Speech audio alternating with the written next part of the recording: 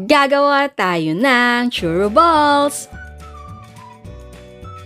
Ayan, so eto yung ating mga sangkap. Napakasimple lang dahil kailangan lang natin ng harina, tubig, margarine, pwedeng gumamit ng butter, asukal, tapos itlog, at syempre, ang distinctive taste ng churros ang cinnamon powder. At para naman sa chocolate dip natin, gagamit lang ako ng evaporated milk at meron tayong bittersweet na tsokolate. So, unahin natin gawin yung ating pang-coat, yung ating asukal at ang ating cinnamon powder. So, madali lang to dahil white sugar lang at cinnamon powder ang ilalagay natin. Tapos, i-mix lang natin yan. And ayan, eto na po siya. So, ngayon ay itabi na muna natin ito at gawin natin yung ating dough. Okay, so ang gagawin natin ngayon ay i-mix natin yung ating water. Ayan. Asukal. Konting asin. At ang ating margarine. And yes, pwedeng gumamit ng butter. So, ang gagawin lang natin ay pakukuluan natin to. At hahayaan natin na matunaw yung ating margarine at asukal. And ayan, kumukulo na siya. So, hinaan na muna natin yan. Tapos ay maglagay tayo ng all-purpose flour or yung ating harina. And then, i-mix natin yan until maka-form tayo ng ball.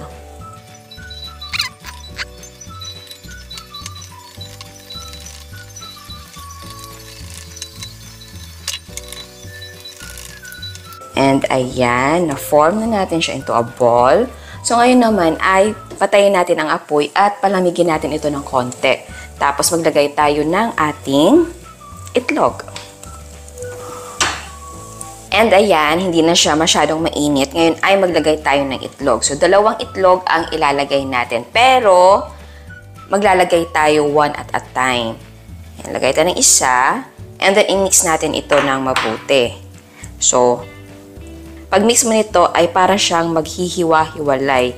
So, huwag kayong mataranta dahil so, i-mix lang natin yan ng i-mix until babalik siya or magkaka-shape siya again.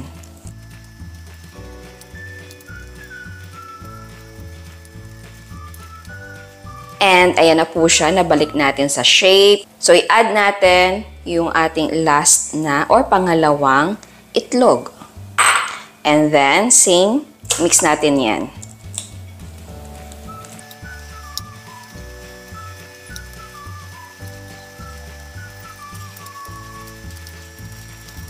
And eto na po siya. So ngayon, ang gagawin natin ay ilalagay natin siya or ililipat natin siya dito sa ating pastry bag. Eto naman yung gamit ko na nozzle.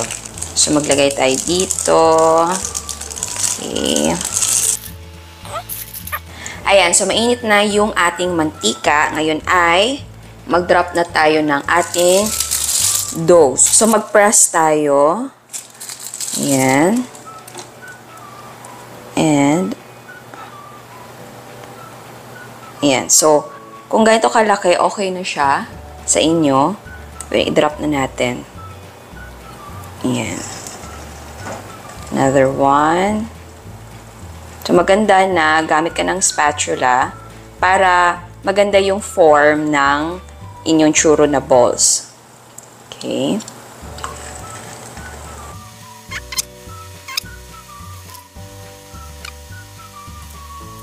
And then, lutuin lang natin ito until magkaroon tayo ng light na golden brown na kulay. Okay. And ayan, maganda na ang kulay. So, tanggalin natin to. I-drain ang excess na oil. Ayan. At habang mainit pa yung ating churros ay, i-coat na natin siya sa ating cinnamon sugar mixture. So, dapat talaga pagkaluto ay i-drain mo yung excess na oil, tapos i-coat mo na siya agad para dumikit yung ating cinnamon sugar mixture. So, eto naman yung pangalawang technique na gagawin natin. So, meron tayo dito ang cling wrap. Ayan. Kung may silicone mat kayo, pwede din. Tapos ay mag-pipe tayo dito ng ating dough. Ayan. Ayan. Tulong tayo ng spatula para makat natin siya. Okay. And ganun lang. Sa ganitong paraan kasi, hindi ka mangangalay or di ba mainit naman kasi kapag gagawin mo siya direct dun sa ating oil. At minsan, hindi mo kontrolado yung pag-shape mo or dami. Ayan.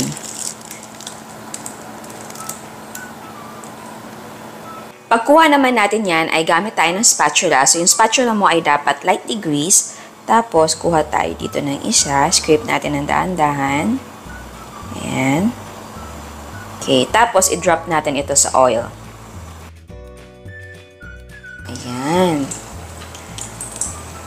Isa pa. And then, isa pa. Isa pa. And ayan, maganda ng kulay. So, hanguin natin ito. And dapat, i-drain mo yung excess na oil. Ayan. Okay, ngayon naman gawin natin ang ating chocolate dip. So, madali lang to. Meron tayong evaporated milk. At maglagay tayo ng bittersweet na chocolate. So, lutuin lang natin ito until matunaw yung ating tsokolate. And, eto na po siya. Nag-melt na yung ating tsokolate. And, mamaya-maya kapag medyo malamig na to, or kung malamig na, medyo magiging malapot na siya. Eto kasi ngayon mainit pa, so, runny. Okay, eto naman ay optional. Kung ibebenta natin siya, syempre, ilalagay natin siya sa mga container. Basta, papackage mo siya ng maganda. Pwede naman simple lang. Pero dahil meron ako nito, ito yung gagamitin natin. Tagyan natin siya ng... Ito ay, pwede parchment paper. May parchment paper na ganito. Yung may print na ganito. Pero naubusan ako. So, ito ay pang sandwich. So, ito yung gamitin natin. Okay. Ginaganon ko lang siya para madali natin siyang i-shoot dito. Ayan. Hindi naman kailangan na perfect yung paglagay nito. Mas rustic. Mas maganda. Ayan. Okay. So, ito ay medyo malaki. So, i-fold na lang natin sa gilid. Okay, ganyan na lang. Ayan. Okay. Okay. Tapos, lagay na natin dito sa loob yung ating churro balls. Ayan. Uy, napuno. Nga pala, pwede mo siyang hindi punuin dahil pwede natin ilagay sa loob yung mismong dip natin. Ayan. Tapos, eto naman yung takip niya. So, pwede mong takpan pagkalagay ng dip. Eto naman yung magiging lalagyan natin para sa ating chocolate sauce or chocolate dip. So, magbuhos tayo dito. Ayan. And, pwede kang magpabaon ng stick or chopstick. So, ayan. Ayan. At ayan, eto na ang ating mga churro balls with chocolate dip. Ayan, so tikman na natin. Ooh. Ayan, so may chopstick tayo. So, pwede naman na stick or tinidor ang ipabaon mo. Ayan. Ang bango. Okay. Tikman na natin. So, eto siya. Tapos, dip natin dito. Ano kaya? Eto na muna, no? Mamaya na may tip. Okay, eto lang.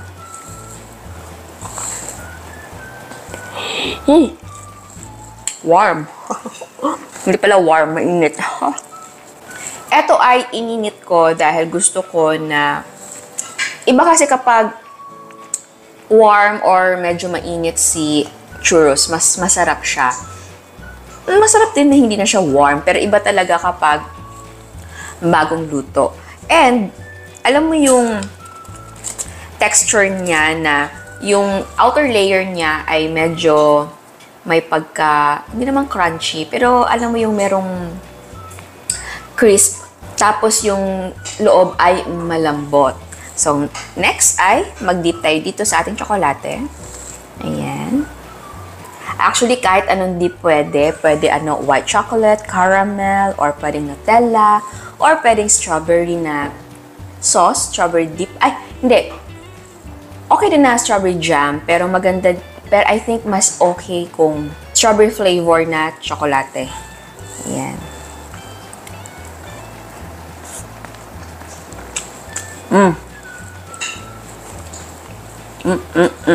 Sarap.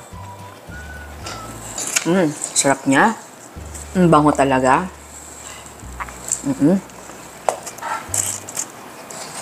So, di ba, yung churros na nakasanayan natin ay mahaba. Ito naman ay mini or ball type.